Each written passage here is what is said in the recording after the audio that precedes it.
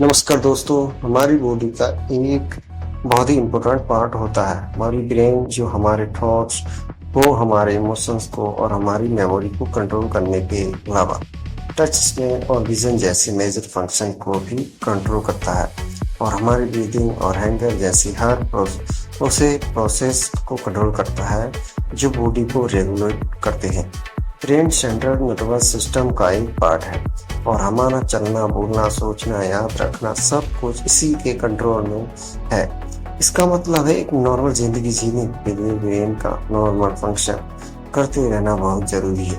जी हाँ, और कभी अगर किसी भी कारण जिससे ब्रेन के फंक्शन में कोई भी रुकावट आने लगे तो उसका जल्द से जल्द पता लगाना और उससे प्रॉब्लम को दूर करना भी काफी जरूरी है।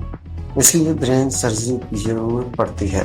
ब्रेन सर्जरी में ऐसे मेडिकल प्रोसीजर्स आते हैं जो ब्रेन में की जान वाली स्ट्रक्चरल प्रॉब्लम को रिपेयर करते हैं।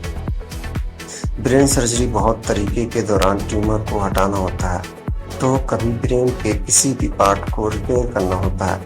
ब्रेन सर्जरी के टाइप ब्रेन कंडीशन पर डिपेंड करते हैं, क्योंकि सर्जरी से पहले ये जानना जरूरी होता है कि ब्रेन का कौन सा एरिया अफेक्ट है और ब्रेन की किस कंडीशन को ट्रीट किया जा रहा है। तो ऐसे में आपको भी ये जरूर से जानना चाहिए कि ब्रेन सर्जरी क्या होती है और कितनी तरीके की इसकी ज़रूरत किस को पड़ती है, और ऐसी बहुत सी जरूरत बातें हैं जानने के लिए आप आज के इस वीडियो को पूरा जरूर देखें, क्योंकि हमने इससे आपके रिक्वेस्ट पर ही बनाया है। तो चलिए शुरू करते हैं। जानते हैं ब्रेन सर्जरी के बड़े में डिटेल में परस्पर अंग है। इसलिए ब्रेन सर्जरी भी एक क्रिटिकल और कॉम्प्लिकेटेड प्रोसेस है, लेकिन आजकल मेडिकल टेक्नोलॉजी में ये एडवांसमेंट हुआ है, उसने इस प्रोसेस को भी काफ़ी आसान बनाया है। रूम में ट्यूमर बने पर ब्रेन में आर्टरीज और वंस के बीच में एबनॉर्मल कनेक्शन बने पर, जिसे आर्टेरियो वीनस माल फॉर्मेशन कहा जाता है। पार्टीशन डिसीज जैसे ब्रेन डिसऑर्डर होने पर, जिसमें बैलेंस और कोऑर्डिनेशन बनाने में दिक्कत आई है, व एपिलेप्सी होने पर, जिसमें ब्रेन की नर्व सेल एक्टिविटी डिस्टर्ब हो जाती है। स्टूल में फ्रैक्चर होने पर, इंक्रीज होने पर, ब्रेन या हेड में ब्लीडिंग होने पर, जैसे हेमरेज कहा जाता है, नर्व डैमेज होने पर, अब स्ट्रोक आने पर ब्रेन सर्जरी की जरूरत पड़ती है। ब्रेन सर्जरी की कई सारे टाइप्स होते हैं, जिसमें मोस्ट आम ब्रेन सर्जरी टाइप्स है। पहले बायोप्सी।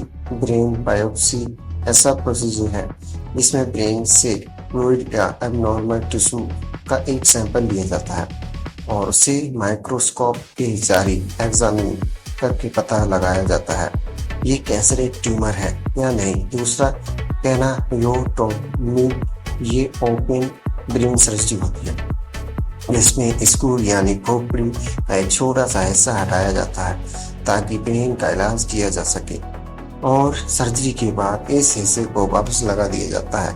सर्जरी के दौरान ब्रेन से ट्यूमर या ब्लू हटाया जाता है।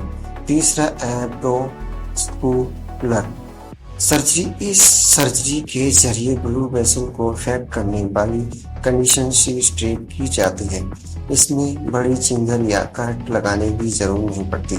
सर्जन ब्लड वेसल को रिपेयर करके ब्लड क्लॉट्स को रिमूव करते हैं और ब्रेन हार्ट और प्लग्स को डैमेज होने से बचाते हैं।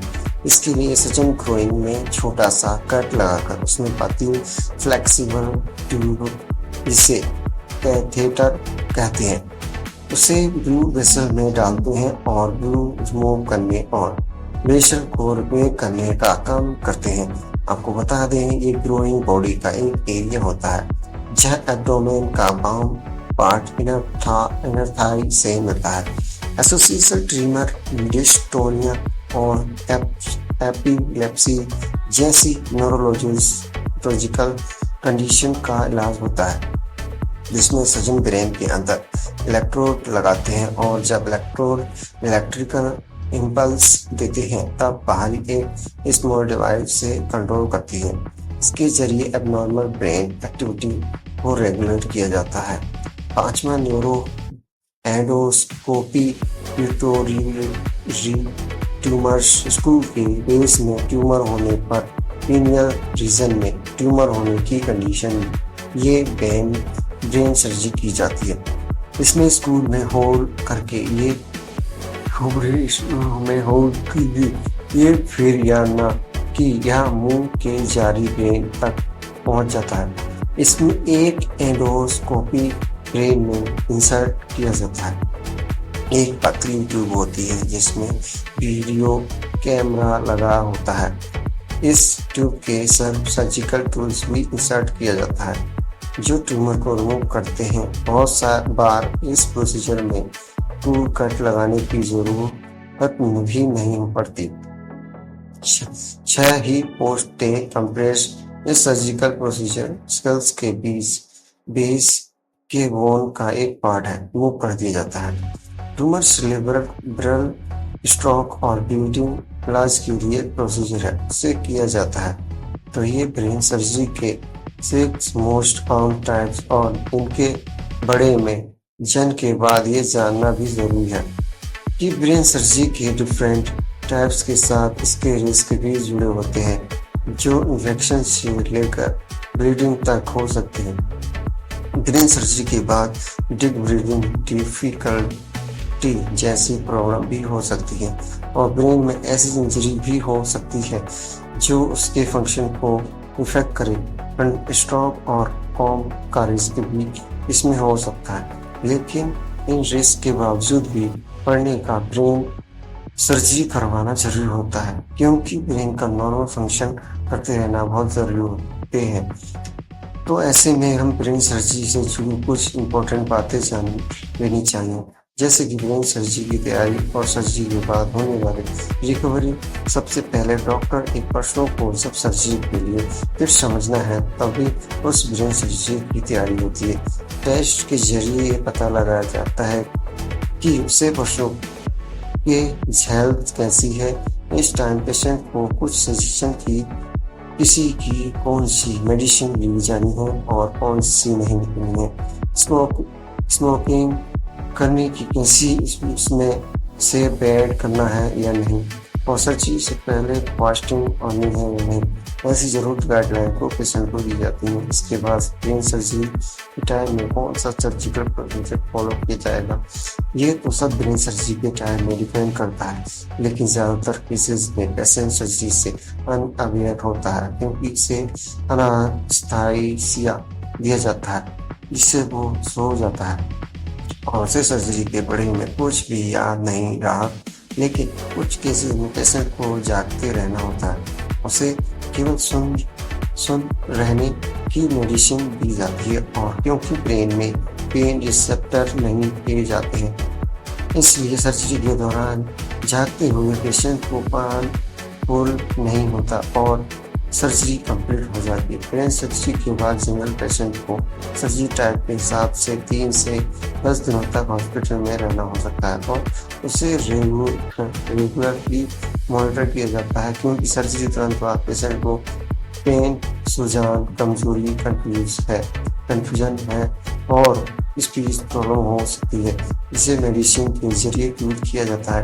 ब्रेन सर्जरी के बाद बड़ी आई रिकवरी की जो बहुत इंपॉर्टेंट होती है, लेकिन उसका कोई भी फिक्स रिकवरी टाइम या प्रोसेस नहीं होता है। कई सारी केसेस में लोगों को कई हफ्तों तक एक्टिविटीज नहीं करनी होती है, जबकि कुछ केसेस में बहुत कम टाइम में लोग एक्टिव होकर रूटीन लाइफ फॉलो कर पाते हैं। इस टाइम में लोगों को फिजिकल थेरेपी, स्पीच थेरेपी लेने और न्यूरोलॉजिस्ट से जल्दी मिलने की जरूरत पड़ सकती है ताकि ये पूरी तरह से रिकवर कर सके, नॉर्मल जिंदगी जी सके। इसमें पर्सनों की हेल्थ, सर्जरी टाइप और surgery complications important role play करते हैं। इस तरह अब आप जान चुके हैं कि ब्रेन सर्जरी क्या होती है, इसके तहत कौन से और इसके रिस्क फैक्टर्स से रिकवरी फेज तक के नॉलेज आपके पास है।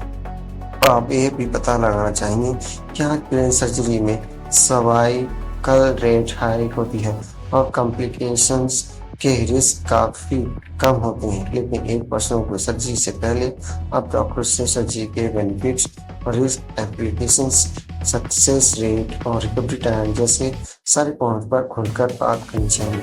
ब्रेन सर्जरी करवाने से डिसीजन बहुत ही बड़ा डिसीजन होता है, इसलिए सेकंड ओपिनियन जरूर ली जानी चाहिए। दोस्तों, आप ये हेल्थ का अच्छे से ध्यान रखिए और किसी भी तरह की एबनॉर्मलिटी नजर आने पर बिना डरे किए डॉक्टर से कंसल्ट कीजिए ताकि जल्द से जल्द सही इलाज हो सके। और इसी के साथ यह जानकारी आपको कैसी लगी है तो कमेंट करके हमें जरूर बताएं और अगला कौन सा टॉपिक के बारे में आप जानना चाहते हैं, और लाइक करें और दोस्तों के साथ शेयर करें। मिलते हैं अगली वीडियो में। Thank you, good bye.